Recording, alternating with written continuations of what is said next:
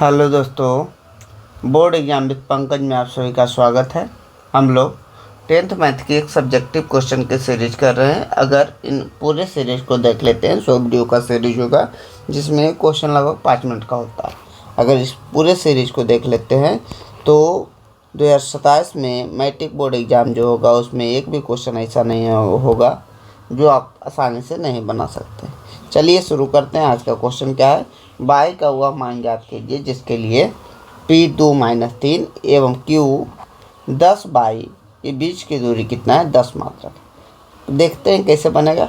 देखिए कह रहा है 2 बिंदु दिया हुआ, एक P है एक Q है, तो P कितना है 2-3 है। Q कितना दिया हुआ है 10 और 22 है। इसके बीच की दूरी कितना है 10 इकाइयाँ 10 मात्रक। ठीक है, तो दूरी का फॉर्मूला क्या होता है, दूरी का जो सूत्र होता है वो लिखेंगे। दूरी का सूत्र क्या होता है, दूरी बराबर √(x2 - x1) का whole square plus y2 - y1 का होल स्क्वायर। जो भी आता है फार्मूला वो लिख सकते हैं, या कभी फार्मूला ये भी लिखाता है x1 - x2 का whole square plus y1 - y2 का। तो x1 y1 को पहला कहते हैं, x2 y2 को दूसरा बिंदु को कहते हैं।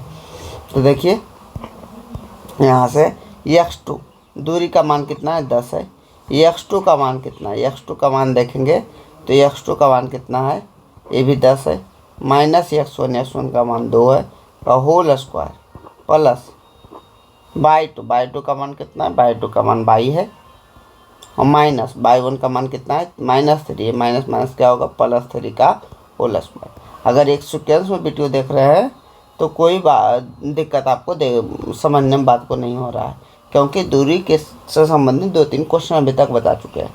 देखिए ये 10 है, उधर रूट है तो रूट इधर आएगा तो स्क्वायर में आएगा, बराबर 10 में 2 गया 8 का स्क्वायर होगा। अब प्लस ये कितना हुआ y+3 का होल स्क्वायर हुआ। आगे देखेंगे तो 10 का स्क्वायर कितना हुआ 100, माइनस 8 का स्क्वायर कितना हुआ 64, कितना हुआ 64, प्लस है तो माइनस आएगा, बराबर y+3 का होल स्क्वायर। आगे अगर अच्छे से सॉल्व करेंगे तो ये हमको पता है 64 में से 100 में 64 जाएगा, कितना होगा 36 होगा। 36 बराबर y+3 का होल स्क्वायर है तो इधर रूट में आएगा, और जब भी रूट में आता है तो प्लस माइनस साथ लाता है, यानी y+,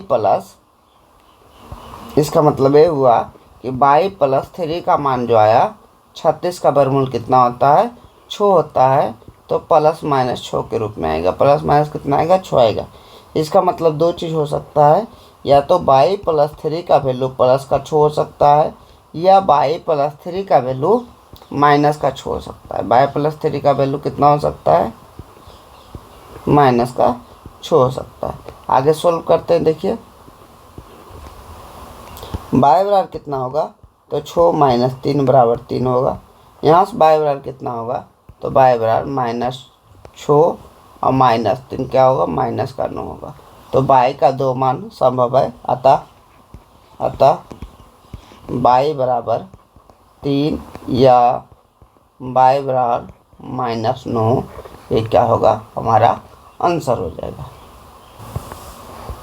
अगर इस क्वेश्चन को अच्छे से समझ गए हैं तो इसे ज़रूर से ज़रूर बनाकर कमेंट में उसका आंसर दें। अगर आप बार बार क्वेश्चन को बनाते हैं, केवल वीडियो को देखते हैं, इससे आपको मैथ में बहुत ज़्यादा तरक्की नहीं मिलेगा। लेकिन अगर आप उस प्रकार के क्वेश्चन को बना लेते हैं तो समझ लीजिए वो मैथ आपका हो गया। आप उसे बहुत दिन बाद भी नहीं भूल पाइएगा। तो अच्छे से मेहनत कीजिए ताकि आपका स्कोर जो है 100 आउट ऑफ 100 मैथ में आसानी से हो पाए। Thank you so much for watching this video. अगर ये वीडियो अच्छा लगा तो वीडियो को लाइक शेयर सब्सक्राइब करें।